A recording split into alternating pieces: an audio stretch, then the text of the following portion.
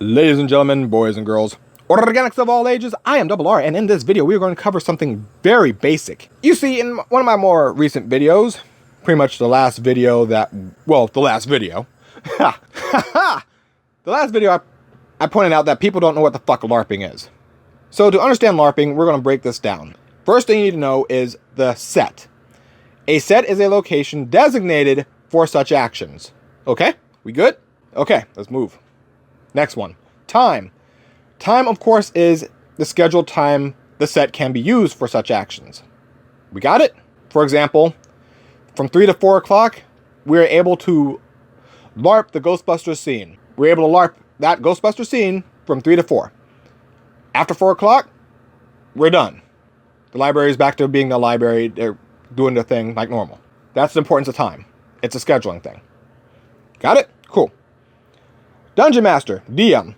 They're the ones that set up the scenario within the dungeon itself. They know where the fake walls are. They know where the actual walls are. They know where the traps are. They know where the monsters are. Pretty much, if you play Left 4 Dead or Left 4 Dead 2, they are the AI director. They're the ones that throw the monsters at you. They increase the difficulty, decrease the difficulty, add hit points, take away the hit points.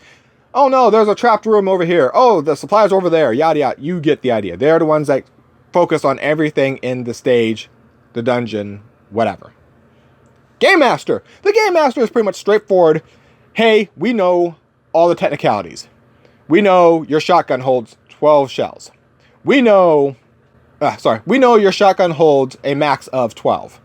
We know that you can load 4 at a time. We know that the spread is a 10-foot cone up to like 5 feet, 5 to 10 feet.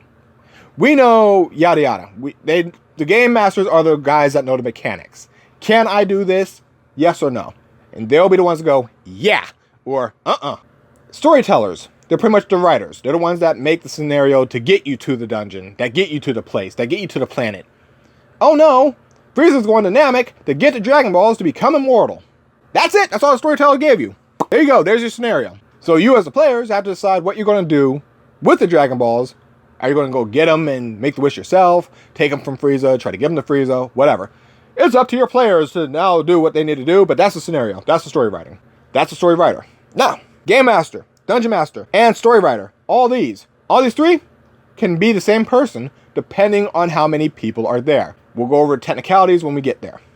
Story Writer is also known as the storyboard writer in movies and television. They're the ones that actually write. They're in the writer's room. You get it? Cool. Let's move on. Let us move on. Type 1. First type of roleplay. The first classification of roleplay is the basics.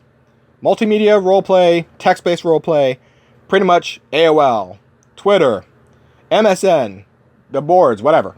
All those kind of things where you can just, anyone can hop in. No harm, no foul, no problem. Do you need a DM? No. GM? No. Story writer? That's going to be your job. What? Yeah.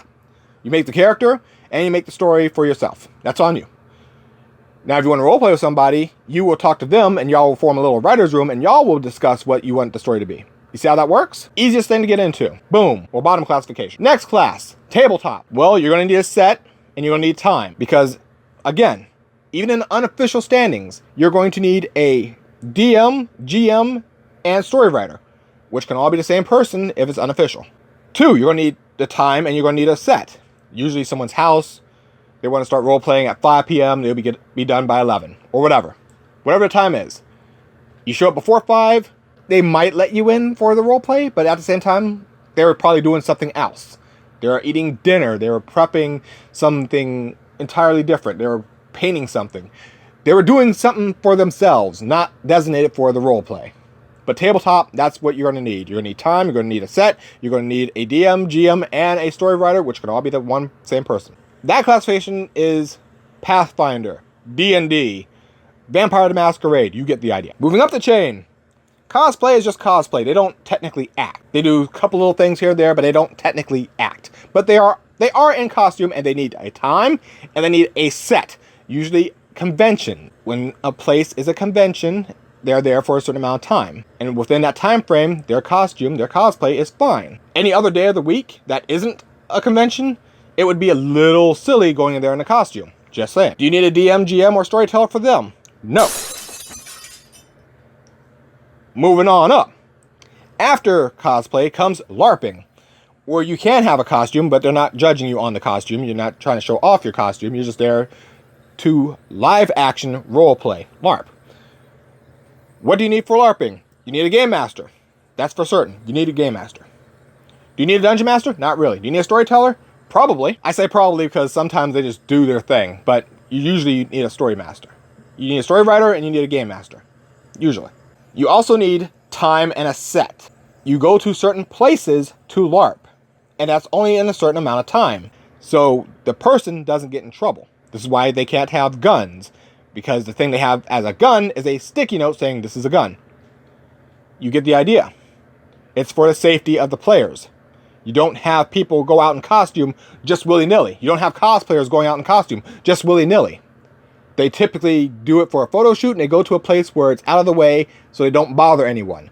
Or they go to a convention and get pictures taken there. You see how that works? Same thing with LARPing. You go to a very specific area and it's only for a certain amount of time. Moving along. Last stage would be acting. Do you have a game master for acting? No. Do you have a dungeon master for acting? No. Do you have a story writer? Yes, they're the script writer. They're the ones that write everything. All the actor has to do is get in costume and remember their line, go to their marks, do their action. That's it. That's all they gotta do. And if they're good actors, they can do it convincingly. But that's the point. They are not exactly LARPing. Well, they're LARPing as best they can, but everything is predestined, preordained for the character. They just gotta do the script, do their mark. They don't really ad-lib too much. You get what I'm saying. Actors are characters that are predetermined in that scene.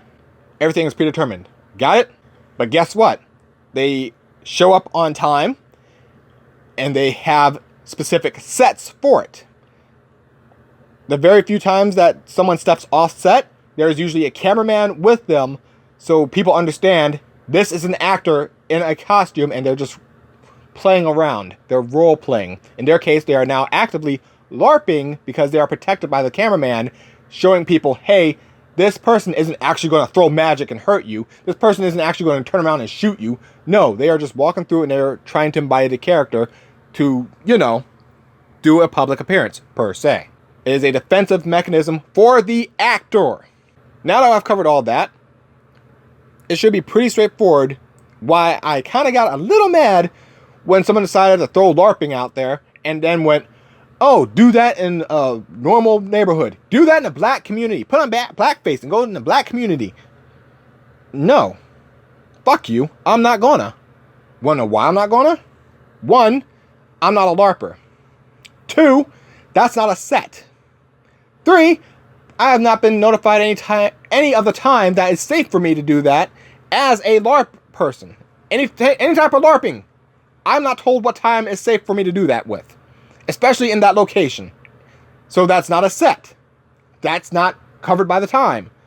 Which means it's my safety on the line, period. If I hold out a sticky and say gun, and I get shot, that's on me. Now, of course, they talk about racism and all that, but what the fuck ever.